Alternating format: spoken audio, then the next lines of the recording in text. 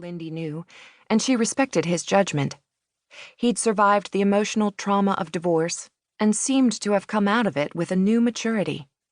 "You'll know which bedroom is mine," Steve's letter continued.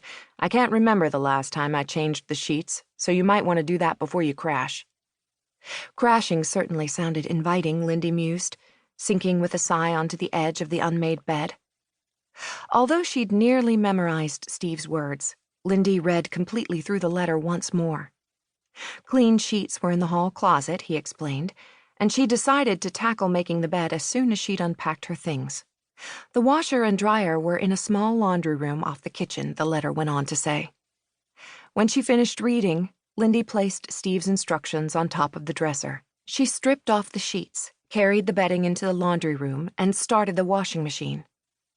When the phone rang, it caught her off guard, and she widened her eyes and placed her hand over her heart as shock waves washed over her.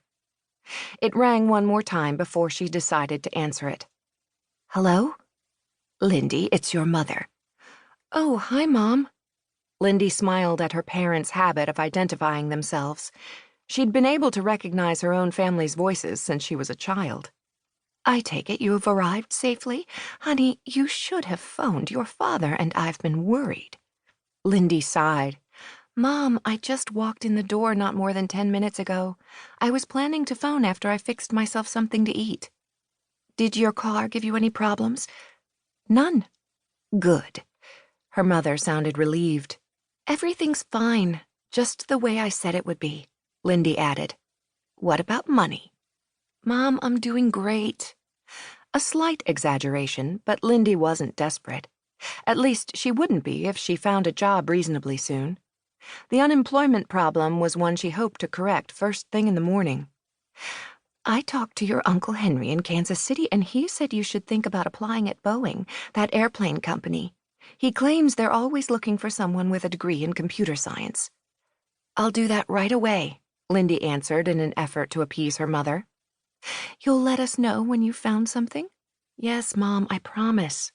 And don't be shy about asking for money. Your father and I—" "Mom, please don't worry about me. I'm going to be just great." Her mother expelled her breath in a long, anxious sigh. "I do worry about you, sweetie. You've been so terribly unhappy. I can't tell you how disappointed your father and I are in that young man of yours. Paul isn't mine anymore." Lindy's voice trembled a little, but she needed to say it out loud every now and then just to remind herself of the fact. For 4 years, she'd linked all thoughts of her future with Paul. Being without him felt as though a large part of herself was missing.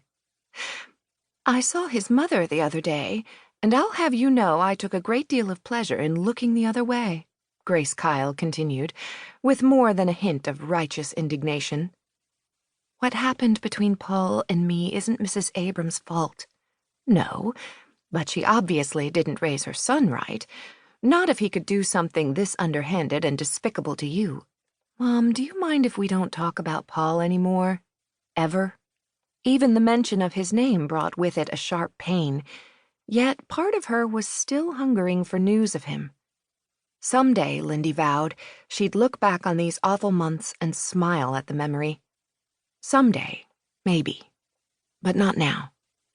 "Lindy, of course I won't talk about Paul if you don't want me to. I was being insensitive. Forgive me, sweetie."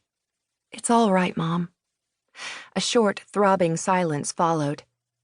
"You'll keep in touch, won't you?" "Yes," Lindy answered and nodded. "I promise." After a few more minutes of filling her parents in on the news of her trip, Lindy replaced the receiver. The washing machine went into the spin cycle behind her, and she tossed a glance over her shoulder. That was the way her world felt lately, as if she were being put through a churning wash. The only question that remained to be answered was if she'd come out of this drip-dry and wrinkle-free. Rush Callaghan stood on the bridge of the USS Mitchell, a pair of binoculars gripped tightly in his hands. He paused to suck in a deep breath of tangy salt air and sighed his appreciation for the clear, clean scent of it. Being on the open seas stirred his blood back to life after 3 long months of shore duty. He relaxed, home at last, as the huge 1,092-foot-long aircraft carrier cut a wide path out of Puget.